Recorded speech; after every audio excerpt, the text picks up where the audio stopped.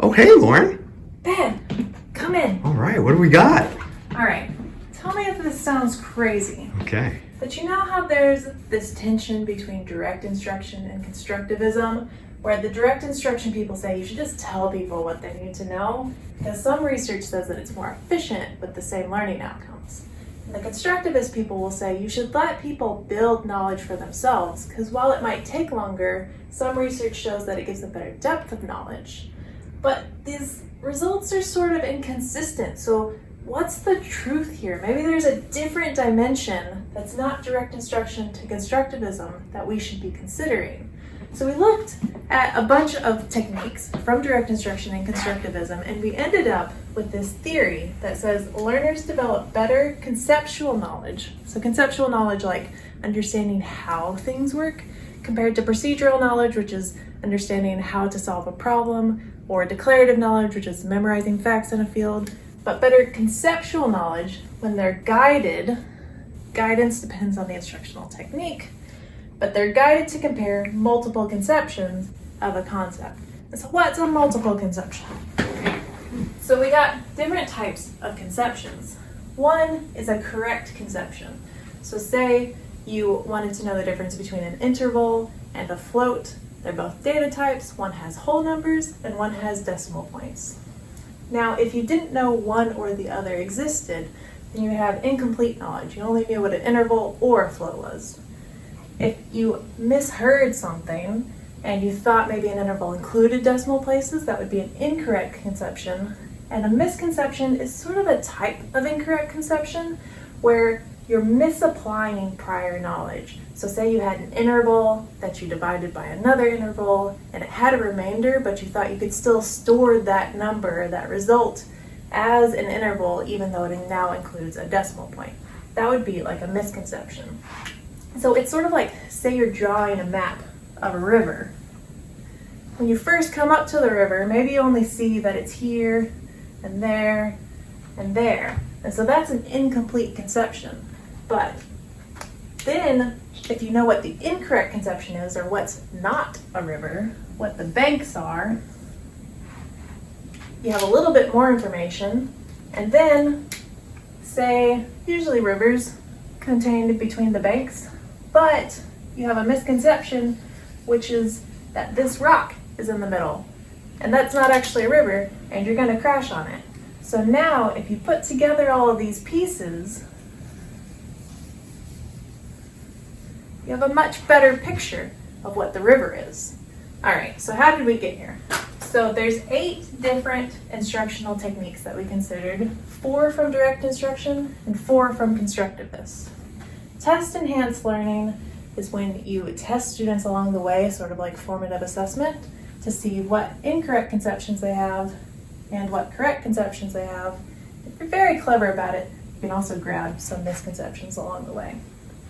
Erroneous examples, you're giving students examples in wrong solutions to a problem so that they can compare those wrong solutions to the right solution and understand why something's wrong, why something's right. Again, if you're very clever, you can get misconceptions in there too.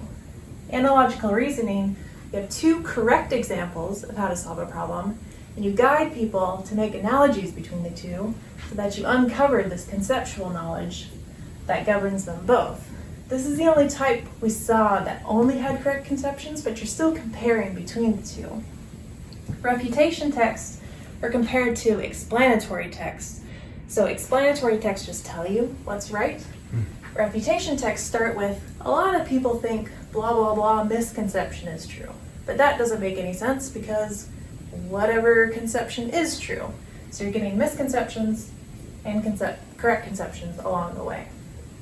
On the constructivist side, you have productive failure, where you give students a problem without telling them how to solve it. You send them into groups, they try to create solutions, and then you bring them all back together and compare their solutions that they tried to make from prior knowledge compared to the canonical solution. So you're putting together their incomplete conceptions to make correct conceptions.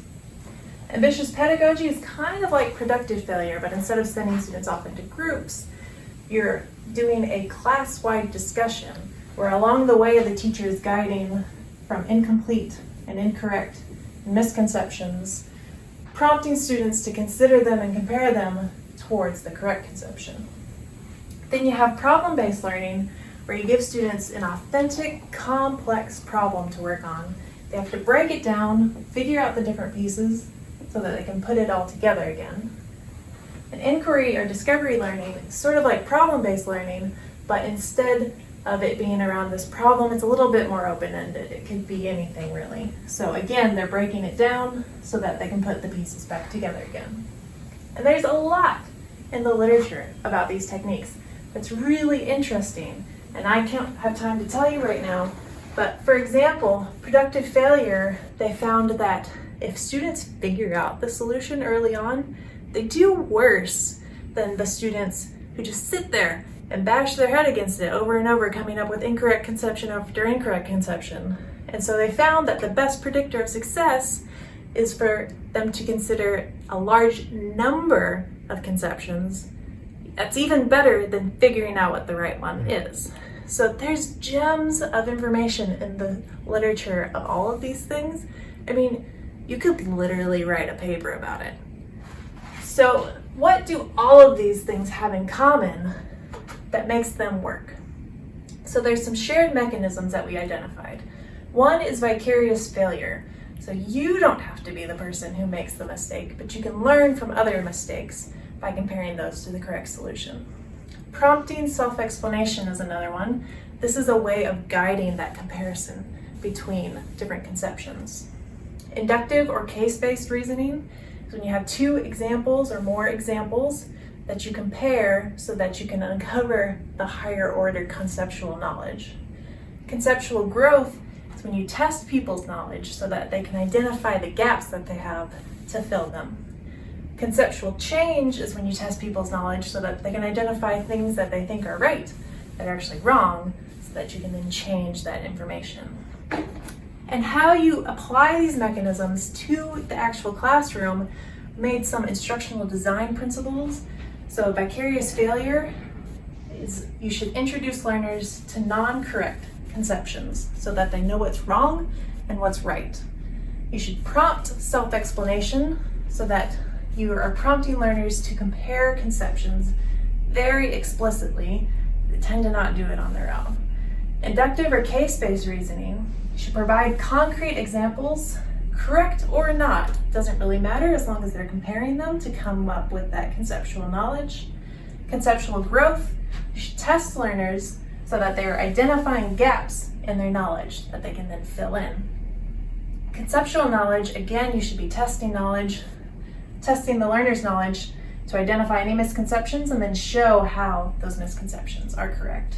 So you don't have to do all of these, not across a class, not across a lesson.